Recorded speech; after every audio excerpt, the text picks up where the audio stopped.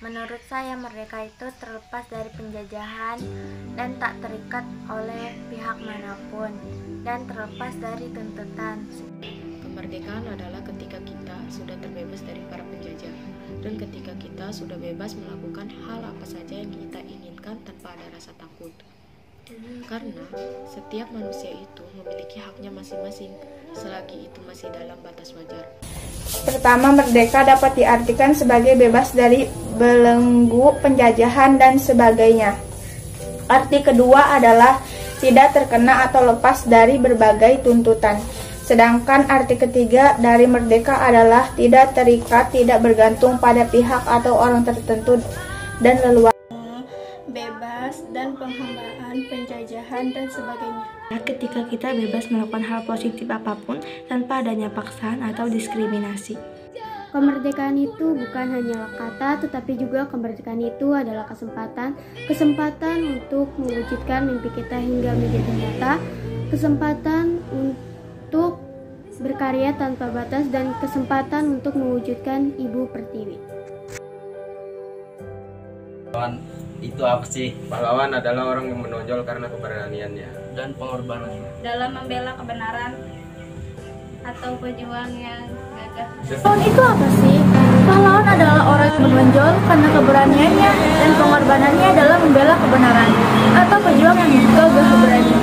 Pahlawan nasional itu diberikan kepada para pejuang yang berjasa kepada negara Republik Indonesia, berjuang dalam negara Indonesia dan merebut kemerdekaan Republik Indonesia. Saya ingin menjadi seperti Eka Kartini, alasannya karena beliau adalah sosok perempuan yang tangguh, pintar, dan berbakat. Selain itu, beliau sangat hebat. Saya mengagumi.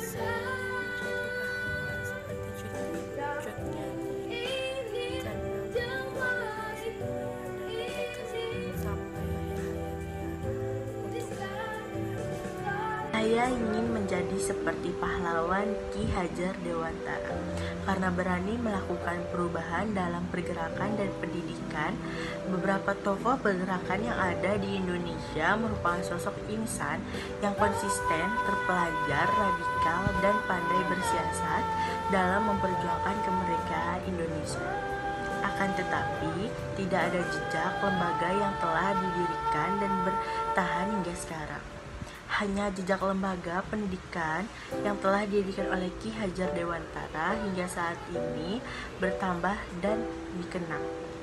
Seperti ajaran Ki Hajar Dewantara yang terkenal dalam Ing Ngarsa Sung Tulodo, Ing Madya Mangun Karsa, dan Tuturi Handayani, yang artinya adalah di depan memberi teladan, di tengah memberi semangat, dan di belakang memberi dorongan.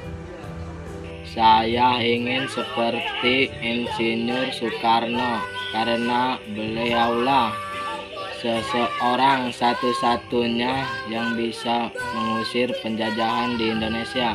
Saya ingin menjadi Muhammad Hatta. Kenapa? Karena dia orang yang cerdas, bijaksana, pintar, dan tidak mudah putus asa. Saya ingin seperti B.J. Habibie karena menurut saya dia itu pintar dan cerdas dan juga bisa membuat pesawat. Masalah apa sih yang ada di Indonesia sekarang dan harus diselesaikan? Salah satu masalah yang ada di Indonesia adalah banjir. Apa sih banjir? Banjir adalah salah satu bencana alam yang menjadikan kondisi daratan tergenang oleh aliran air dalam volume yang berlebihan. Apa sih penyebab banjir? Yang pertama, topografi wilayah. Yang kedua, intensitas curah hujan yang sangat tinggi sehingga menyebabkan banjir. Yang ketiga, daerah resapan air yang kurang sehingga menyebabkan banjir. Yang keempat, aliran sungai yang tersumbat sampah atau sebagainya. Yang kelima, kondisi hutan. Yang keenam, sistem tata kelola. Bagaimana sih cara mengatasi banjir? Yang pertama, hilangkan kebiasaan membuang sampah sembarangan ke aliran air seperti danau, sungai, selokan, dan sebagainya. Yang kedua, melakukan pengerukan pada daerah aliran air apabila terjadi sedimentasi. Yang ketiga, melakukan reboisasi atau penghijauan pada daerah aliran sungai. Yang keempat, membangun area tampungan air seperti tanggul dan waduk. Indonesia dan harus diselesaikan adalah masalah perekonomian yang menurun. Pertumbuhan ekonomi negara Indonesia di tengah wabah coronavirus mengalami penurunan dikarenakan kebijakan yang diterapkan pemerintahan untuk mencegah penyebaran virus corona. Pembatasan soal berskala besar PSBB dan lockdown menjadi salah satu kebijakan yang diterapkan pemerintah, sehingga hal itu membuat sejumlah kegiatan perekonomian tidak dapat berjalan dengan lancar. Pertumbuhan ekonomi di Indonesia mengalami kelambatan yang menjadi dampak dari adanya pandemi COVID. Badan Pusat Statistik (BPS) menginformasikan bahwa ekonomi Indonesia tumbuh melambat sebesar 2,97% yang terjadi pada kuartal per tahun 2021. Perusahaan pada akhirnya memutuskan untuk melakukan pemutusan hubungan kerja (PHK) kepada karyawan. Karyawan yang terkena PHK berasal dari sektor formal dan non-formal. Jika dibandingkan dengan tahun 2020 pada kuartal 4, di mana pertumbuhan ekonomi Indonesia dapat mengalami kenaikan hingga mencapai angka 5. Salah satu masalah yang ada di Indonesia adalah korupsi. Korupsi adalah perbuatan yang dilakukan dengan maksud memberikan keuntungan yang bertentangan dengan tugas dan hak orang lain. Perbuatan seorang pejabat atau seorang pemegang kepercayaan yang secara bertentangan dengan hukum secara keliru menggunakan kekuasaannya untuk mendapatkan keuntungan untuk dirinya sendiri atau untuk orang lain, bertentangan dengan tugas dan hak orang lain. Penyebabnya adalah moral yang kurang kuat, kurangnya adanya teladan dari pemimpin, sifat tamak atau rakus, faktor ekonomi dan faktor internal. Akibatnya adalah menghambat pertumbuhan ekonomi di suatu negara, menurunnya investasi, meningkatnya kemiskinan, meningkatnya ketimpangan pendapat, dan menurunnya tingkat kebahagiaan masyarakat. Cara mengatasinya adalah tingkatkan pengetahuan masyarakat tentang hukum, bersihkan aparatur dari KKN, tegakkan hukum tanpa timpang pilih, tingkatkan kesejahteraan pegawai negara, hilangkan budaya penyuap dari masyarakat, dan sosialisasi anti korupsi harus digencarkan. Di Indonesia dan harus segera diselesaikan adalah kemiskinan. Sayangnya, kemiskinan masih menjadi masalah sosial yang mendarah daging di Indonesia. Dari tahun ke tahun, ditambah adanya virus COVID-19, banyak pihak yang bisa saja jatuh ke jurang kemiskinan jika masalah ini tidak coba dientaskan. Solusi untuk menghadapi kemiskinan secara umum adalah dengan mendorong masyarakat untuk menjadi pelaku usaha atau berwirausaha. Khusus dalam pandemi ini, masyarakat juga harus kreatif dalam mencari cara bisa berwirausaha tanpa harus melanggar protokol kesehatan. Gempa bumi. Penyebab terjadinya gempa bumi adalah adanya retakan dan kepelepasan sistem di suatu tempat yang kemudian bergerak dan berubah. Demikian cepat sebagian akibat desakan tengah dari dalam bumi, ensogen maupun dari luar, eksogen. Cara mengatasi gempa bumi. Berlindung di bawah meja jika berada di dalam ruangan, rumah, ataupun kantor, agar tubuh tidak terkena benda-benda berjauhan. Lindungi kepala dengan beberapa alat, yaitu dengan helm, bantal, papan, ataupun kedua tangan dengan posisi tertungkap. Hal ini merupakan salah satu cara selamat dari gempa. Hentikan kendaraan jika berada di dalam kendaraan. Berhati-hatilah agar kendaraan tak berhenti. Secara mendadak, usahakan berhentikan kendaraan dan bergerak ke tempat terbuka agar selamat dari gempa. Jangan naik lift jika berada di mal ataupun kantor. Jangan naik lift, gunakan tangan namun jangan panik.